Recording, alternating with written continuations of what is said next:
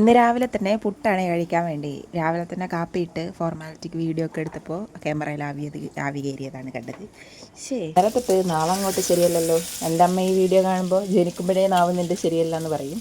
അതൊക്കെ പൊട്ട വിഷയത്തിൽ നിന്ന് തന്നെ മറന്ന്.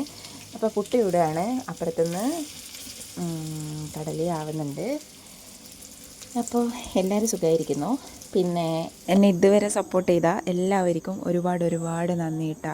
പിന്നെ ആദ്യമായിട്ട് ചാനൽ കാണുന്നവർ ചാനലിന് സബ്സ്ക്രൈബ് ചെയ്ത് സപ്പോർട്ട് ചെയ്യാൻ മറക്കല്ലേ.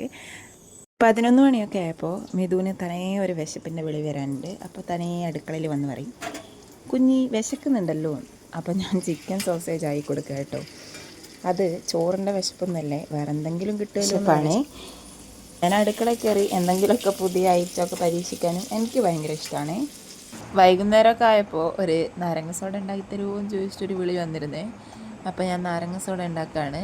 ഈ വലിയൊരു ജാറിൽ ഉണ്ടാക്കി വെച്ചാൽ ഞങ്ങൾ രണ്ടുപേരും ഷെയർ ഇട്ട് കുടിക്കും കേട്ടോ. അല്ലടോ, ഇത് പറഞ്ഞ് ഒരു വട്ടേറ്റിനിടെ ആയല്ലേ, അറിയാണ്ടായിപ്പോയതാണേ. ചുമ്മാ വീട്ടിലിരിക്കുന്ന ദിവസം അതെല്ലാം കാണിച്ച് വീഡിയോ ചെയ്യാലോ എന്ന് ഓർക്കും ഞാനിങ്ങനെ. അതുകൊണ്ടാണ് ഓരോ ക്ലിപ്പും ഈ കഴിക്കുന്നത് മാത്രം വന്നു ചേരുന്നത്. എല്ലാം കഴിഞ്ഞ് വൈകുന്നേരം ഒന്ന് പുറത്ത് പോയി കുറച്ച് സാധനം വാങ്ങാനുണ്ടായിരുന്നു. ലിയമോക്ക് വേണ്ടി നെയ്യും പിന്നെ ബട്ടർ, കസ്റ്റേർഡ്, അങ്ങനെ കുറച്ച് സാധനങ്ങൾ, എൻ്റേതായ കുറച്ച് സാധനങ്ങൾ. അപ്പോൾ അതെല്ലാം വാങ്ങി. ഞങ്ങളധികതും രാത്രിയാണ് പുറത്ത് പോയി ഷോപ്പിംഗ് ചെയ്യാറ്. വേറൊന്നും കൊണ്ടല്ല, വെയിലും കൊണ്ടാണ്. ലിയമോളെ എടുത്ത് പോകണമല്ലോ. അപ്പോൾ ഇന്നേക്ക് ഇത്രയേ ഉള്ളൂ. അടുത്ത വീഡിയോ വരും വരെ ബൈ.